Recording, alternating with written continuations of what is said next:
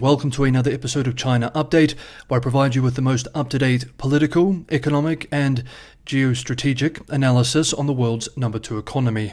My name is Tony. Let's jump in. Happy Friday, everybody. It's a big episode today. We have a lot to cover, and we begin by moving through the economy updates. International investors continue to pull out of China's capital markets, with the newest numbers from the Institute of International Finance, published yesterday, Thursday, showing that $3.2 billion worth of stocks and bonds were dumped by foreigners in December last year. Outflow from non-resident portfolios reached $4.31 billion in November. According to the IIF report, while Chinese stocks and bonds have continued to underperform, other emerging market securities are doing well, expressing, quote, "This confirms the bifurcation between China and other emerging markets, suggesting a change in sentiment from investors," end quote. Adding, quote, "Flows to China will continue to be held back by elevated geopolitical risk," end quote. Regular viewers know that 2023 saw massive outflows from investors, conspiring with bad economic numbers and political concerns to drive an especially poor performance in China equities. The MSCI China Index has fallen 60% from its peak in early 2021, and the domestic CSI 300 is at its lowest level since early 2019. Almost 90% of foreign money funneled into Chinese equities in 2023 flowed back out before the end of the year, an historic outflow. Some are now arguing too that this is more than just a cyclical phenomenon.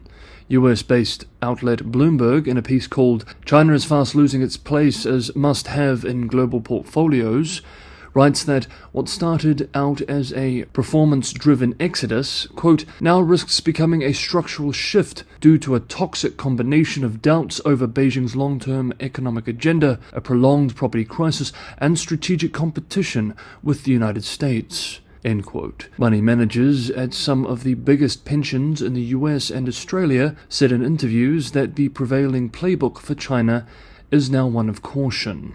Gary Dugan, Chief Investment Officer at Delma Capital Investment Limited, told the outlet, for example, quote, "Foreign investors no longer fear leaving China out of their investment universe.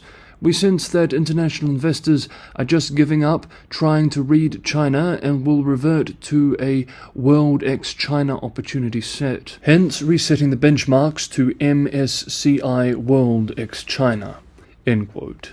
Incredibly, a 2023 survey of 100 pension and sovereign wealth managers by London-based think tank Official Monetary and Financial Institutes Forum found that none of them, 0%, have a positive outlook on China or see higher relative returns. I had to triple check to make sure that was correct. 0%. That really blows the mind. I hope you're enjoying today's episode. If you're getting some value from this episode, I only have one ask. That is to like and subscribe. This is the primary way in which this channel grows. The main way it is shown to new people is if the algorithm is happy, and that means likes and subscribes. For anyone who wants to help keep the channel financially sustainable, which allows me to continue doing this every day, open and free for all, Patreon and Buy Me a Coffee links are in the description below. My commitment has been a channel open to all that is reliant primarily on subscriber support rather than corporate sponsorship, and with your assistance, I know I can keep it that way.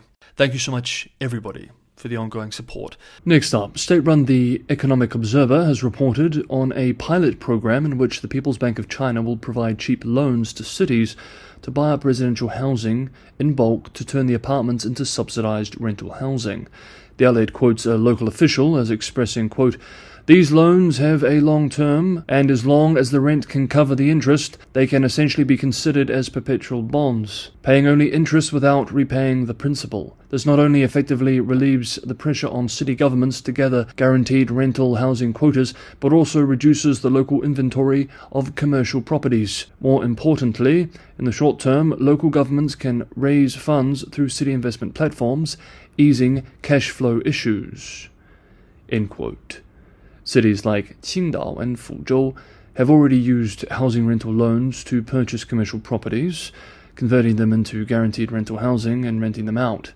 For now, we simply take note of this development as part of our ongoing coverage of housing in China. Next up, according to data from the China Association of Automobile Manufacturers, published yesterday, Thursday, China's auto exports surged 57.9% year-on-year to a record high of 4.91 million vehicles in 2023 as the country's automakers expanded their presence overseas.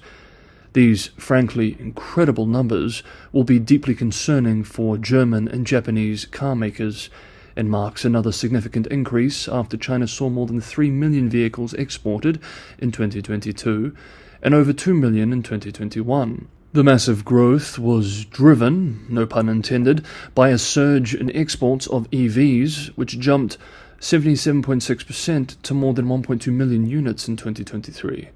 Total auto sales surged 12% year-on-year to top over 30 million units last year. The China Association of Automobile Manufacturers Vice Secretary General explained in a briefing, quote, "Price discounts have impacted the market and the recovery of auto consumption is ongoing. Toward the end of the year, the auto market performed better than expected and production and wholesale volumes broke records." End quote. In its report from yesterday, the association said that new energy vehicle sales could reach 11.5 million this year, up 21% from last year, while exports of vehicles could reach 5.5 million, a 12% surge. This is a rare bright spot on the Chinese economy, though commentators warn that if these auto sales are made competitive through large state subsidies, then there is of course a cost to the economy elsewhere, and markets like the EU may very well erect barriers to protect local industries. The devil is very much in the details too. The top destination for Chinese auto exports in 2023, receiving more than 840,000 vehicles in the first 11 months of the year, was Russia. Next up, in another move to encourage foreigners to visit the country, the National Immigration Administration announced several measures to make it easier for foreigners to visit China. At a conference held yesterday, an official from China's National Immigration Administration announced these measures. Foreign nationals can transit through 9 international airports, including in Beijing, Shanghai, Chengdu, Xi'an, Hangzhou, and Guangzhou, without going through immigration procedures for up to 24 hours. Travelers with international connecting flights within 24 hours can transit through any of these airports to a third country or region without going through immigration procedures and enjoy visa-free transit. This package of revised rules also greatly simplified visa application rules and expanded the number of people who can apply for a visa on arrival. The deputy director of the NIA expressed that the measures are designed to, quote, remove barriers for foreign nationals coming to China for business, study, and tourism, to restore people-to-people exchanges, and to better promote the global economic recovery. End quote. We remember back in November a 1-year visa-free trial for visitors from France, Germany, Italy, the Netherlands, Spain, and Malaysia was announced, while earlier this month China and Thailand agreed to a bilateral deal to waive visa requirements for travelers. The number of foreign visitors to China has been steadily increasing. In 2023, 210 million inbound travelers entered China, reaching 62.9% of the pre-pandemic level.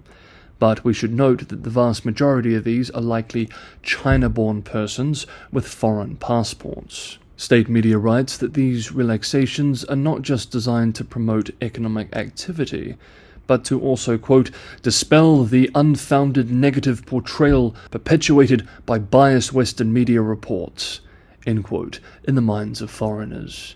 For example, state-run Global Times writes today, quote, the pervasive, toxic anti-China rhetoric that prevails in the West has undoubtedly taken a psychological toll on some individuals, instilling fear and apprehension in their minds when considering a visit to China. For example, a piece published in the Wall Street Journal in April 2023 said that the law and China's detention of foreigners have made businesses worried and spooked people who plan to travel there. End quote. We should note, however, that surveys of foreign businesses within China itself also indicate that this is still a common concern. The Global Times then quotes Zhang Yiwu of Peking University, even though he is a professor of Chinese language and literature, who, quote, expressed his concerns over the Western media's distortion and defamation of China's efforts to safeguard its national security. He emphasized that this has hindered meaningful people-to-people exchanges.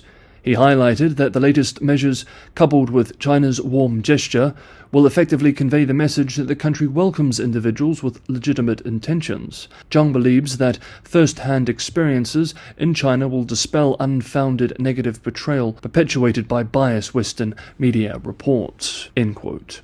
Making it easier for people to come to China is, on balance, a positive development. But for China, this loosening is very much a double-edged sword. The advantage for Beijing is that more foreigners will be able to see China up close with their own eyes. The disadvantage is, well, many foreigners will be able to see China up close with their own eyes.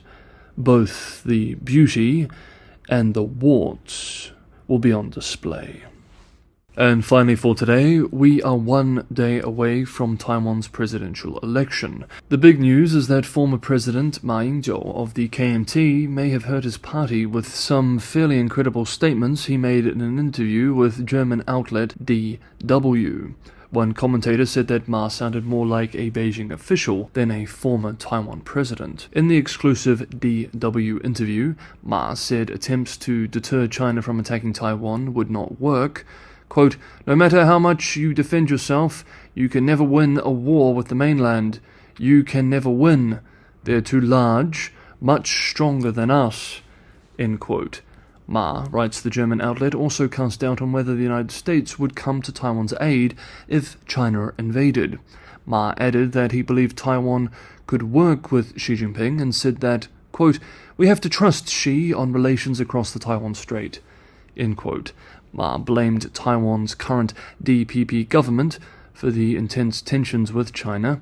He added that in the long term, quote, unification of Taiwan with China might be possible, but only if achieved peacefully and democratically, end quote.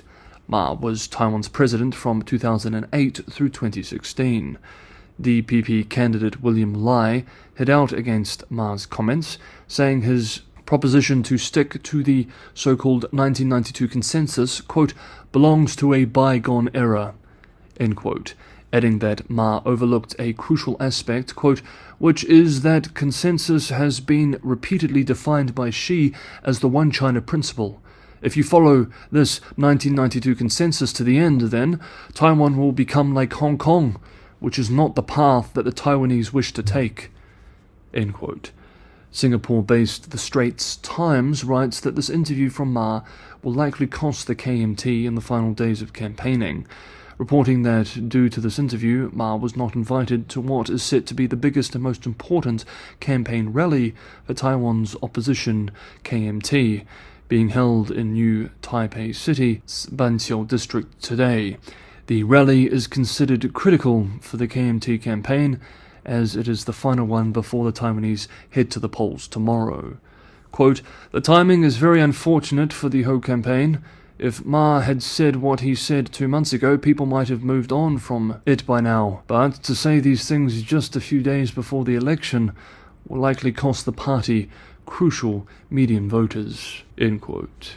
Meanwhile, KMT opposition presidential candidate Ho himself has had to firmly push back against Ma's comments, expressing on Thursday that while the ruling DPP bore some responsibility for the rise in tensions with China in recent years, quote, within my term in office, I will not touch the issue of unification. In cross-strait relations, you cannot just rely on one side, end quote, adding that his administration would prioritize strengthening Taiwan's defenses over restarting dialogue with Beijing.